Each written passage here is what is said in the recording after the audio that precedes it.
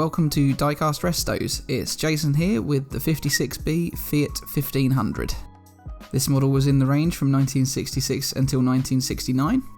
This meant it came with regular wheels and was exclusively in red or green.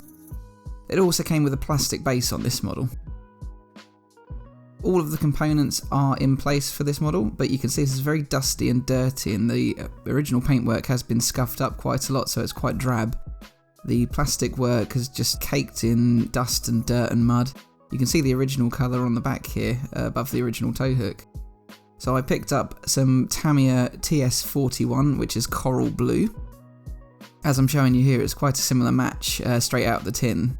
So we'll see how this one comes out. So you can see the light clusters and the registration mark on the back of the model. The original paint is scratched away, so there is a bit of metal exposed on this side.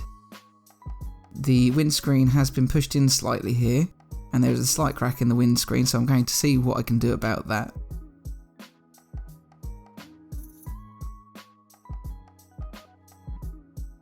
You can see from this front angle how severe that dent is in the windscreen, so that will need a little bit of work to straighten that up. Preferably this time not putting the screwdriver through the A-pillar. And here you can see the detail in the base. Strangely, a plastic one, with all the standard details from the range at the time.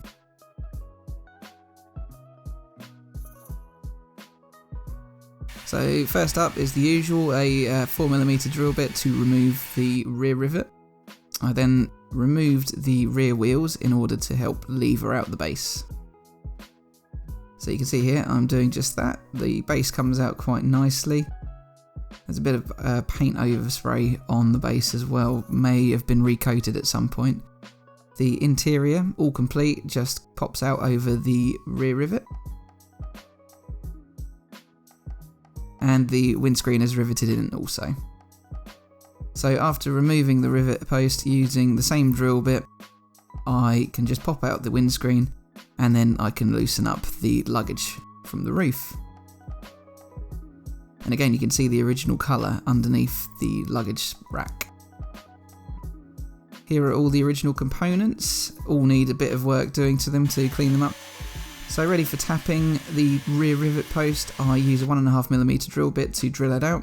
A drop of brake fluid in the post itself just to lubricate it for tapping. So now all of the components are separated, I will use a screwdriver to push out that A-pillar. So how I did this was a new sort of technique. I decided to use the flat end of the screwdriver and tap it with a hammer against the metal part of my vise. What this is doing is gently pushing out that A-pillar to its original position.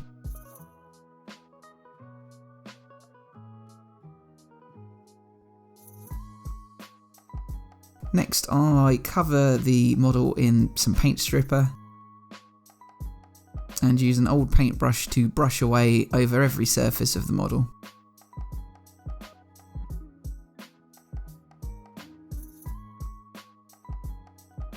And that will include the interior as well. Then after leaving it for about 10 minutes, you can see it's bubbled up here and it brushes off quite smoothly. It's come off in some quite big clumps and it just needs a bit of attention around the ridged areas, such as where the roof rack goes. Then ensuring to do the front grille and the interiors of the window surround, and then the inside of the model as well. This is why I use this paint stripper. It does a really good job on certain models which use just a certain thickness of paint. I suppose it just depends on how much paint they were using at the time at the factory.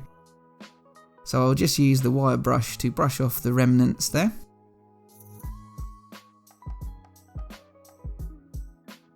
It gives the model a good shine and it also prepares it for priming in a short while's time.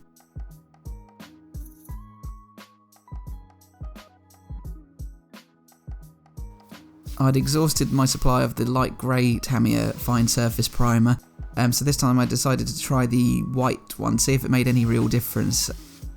I'd used light colours on top of the grey one previously and they'd come out well, so I decided just to give this one a try, as I found it slightly cheaper than the light grey one.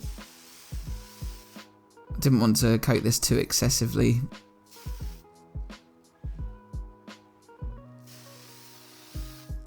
And here are the details that the primer has picked out. The front grille can be seen quite clearly again. All of the door panels and the registration plate, for example, are all quite clear here. So without further ado, I move on to the spraying of the body, the first coat.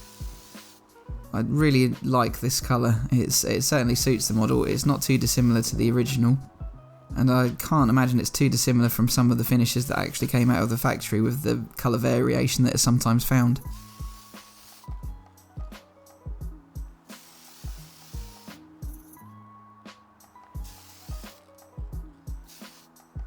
Once that's done, you can see it's a little thick in places, but this spray does tend to thin out slightly after a while drying. Now I'll begin the cleaning process. So using a toothbrush in some warm soapy water, I'll scrub away at the interior, which had accumulated a bit of dirt, as had the rest of the model. Then I move on to the roof rack and then the windscreen, just being cautious that the windscreen had a slight crack in it from earlier on. I also took this opportunity to clean up the base, as there was some residue of paint on the base there.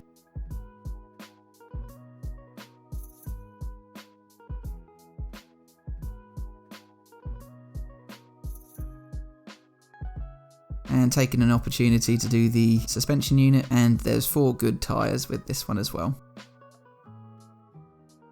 Now I pop the axles into my drill just to clean them up a little.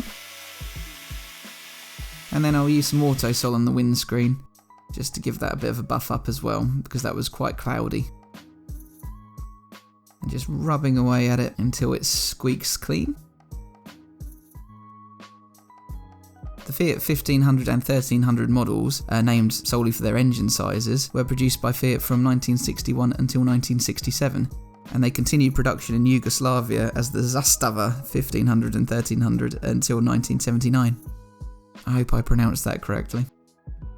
And after that's all done, then I move on to dunking the windscreen into the Astonish floor polish, and then I leave this to dry on some kitchen towel and just under one of my shot glasses. To polish up the wheels, I give them a good coating of Citadel gloss.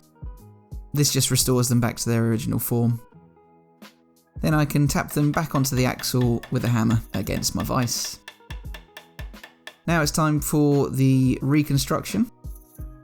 I place in the roof rack first of all.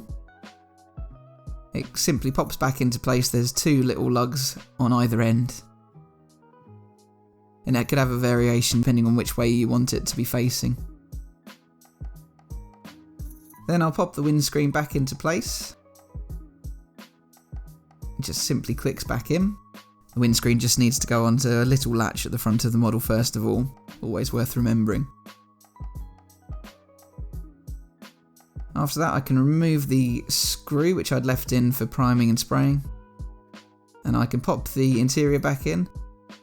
Oh yeah, I might need to turn that up the correct way. I don't know what I'm doing. As you can see, that just fits over the rear rivet posts again. The only rivet post. And then you can place the suspension unit back in position. And it's as simple as placing the front lug into the front of the model and then clipping on over the rivet post at the back. That can then be screwed back in. Using a silver paint pen, I can paint in the front details again. There's quite a large grille on this model considering its size. Usually my favourite part of the restoration. I think I've definitely got better at doing these more intricate details.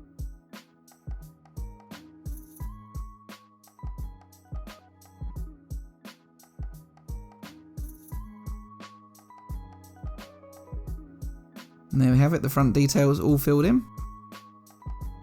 Then I can move on to just sprucing up those ends of the axles.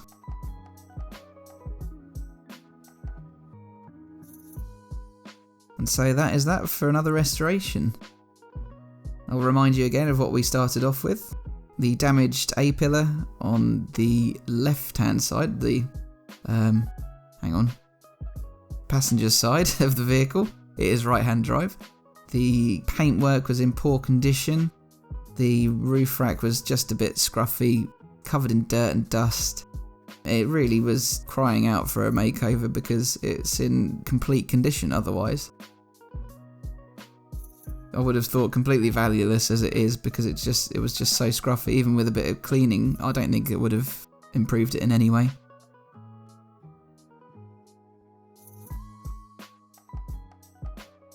And so this is what I finished off with.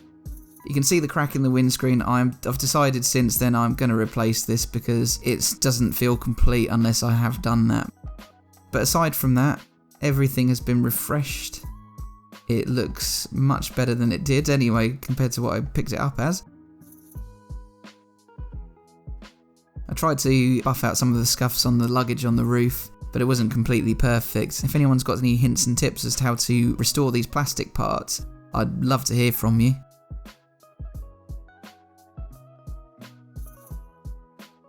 Aside from that, we're all done here for another one. It's Jason signing out, and I'll catch you again for the next restoration. Bye for now.